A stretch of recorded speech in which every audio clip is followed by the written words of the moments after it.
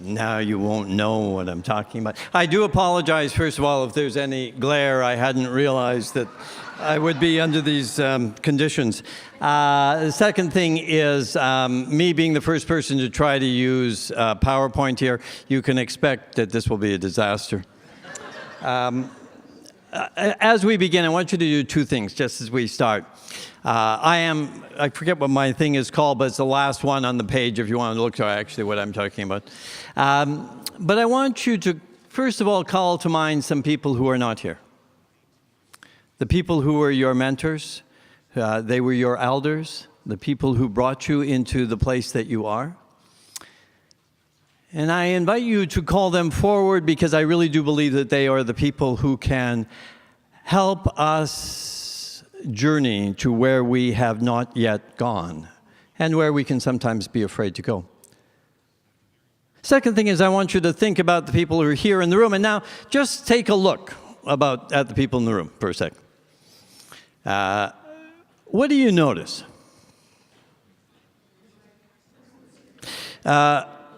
I remember when Sally Y., who is from Sierra Leone, was invited up at the stage at Birds Hill Park during Folk Festival. She said, "Bill, I have never seen so many white people in one place at the same time in my life. It was like snow on the hill."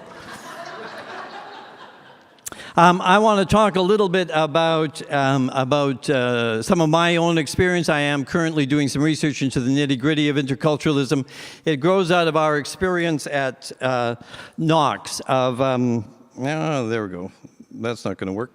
Our experience at Knox, which involved a transition over 14 years from a community that was about 20% diversity and 80% settler white to a community that is about 80%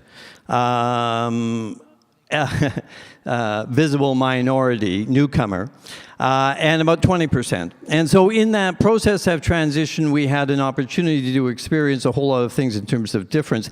That grew out of our specific context at Knox, which is Central Park, which is one of the most diverse neighborhoods in the country. And so I want us to begin, and if nothing else works, maybe the first slide will, and that's really the point of this whole thing. So we changed because our context changed. Canada, what we didn't realize at the time, now is dramatically different. So in the end, what if we only have two choices? To embrace this new reality, allowing or encouraging our church to morph into a new intercultural reality, or become a kind of Anglo hideout, or maybe German hangout, you know, I was making an assumption here in terms of background. Anglo hideout, hold on as long as we can, last refuge of the once dominant colonialists. And so this, I believe, is one of the most theologically significant documents that you could access. It is called Immigration and Diversity, a breathtaking title. You might think it's the kind of title that would have been put together by statisticians, and you would be right. This was released in January 2017, and it is a projection of the Canadian population in urban centers in terms of diversity in the future. You can download it in PDF form from the StatsCan. Just do immigration and diversity. You'll be able to Google it and it'll come up. I won't go into all of it, mostly because I don't understand all of it. But they use three different scenarios, a low immigration, a high immigration, and a middle one. We will use the middle one. And then if you can go to the next slide, please. So this is looking forward to the year 2016. 2036. That ought to be. In the year 2036, Toronto, if we look at immigrant and child of immigrants, so this is the first generation born here, will be 79%. So 4 out of 5 people in Toronto will either be immigrant or will be a child of an immigrant, the immediate children who are just born here. Now, those immigrants will come primarily from South Asia, from Southeast Asia in Toronto. and across Canada, primarily from those same locations, but African diaspora and so forth. And so the predominant place that we are getting immigrants from are non-white populations now. And Winnipeg, which isn't quite as high, is specifically targeted as, or identified as an area in which there will be rapid increase. If you go forward, next one.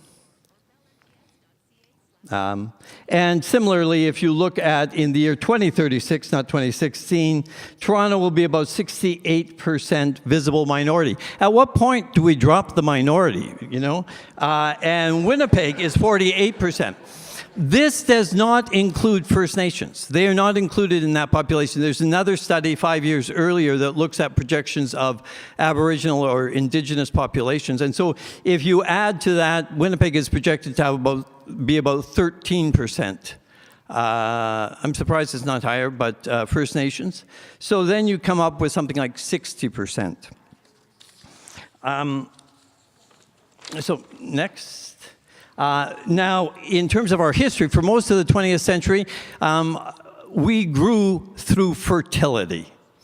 It sounds like fun, but that shifted. And so by the mid-1990s, late 1990s, it shifted. And so most of our increase started to come from other places. Now over 80% will come. We'll keep moving.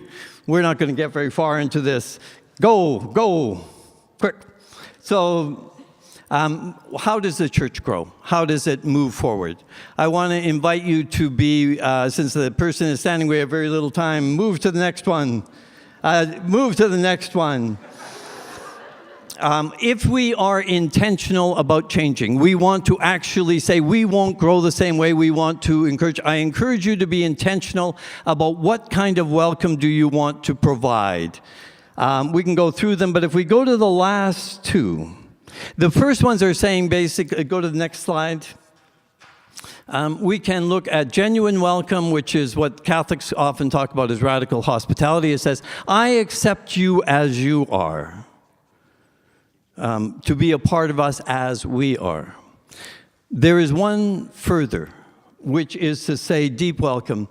I welcome you, we welcome you as you are, to be a part of us as we are, but knowing that in the process we will be changed.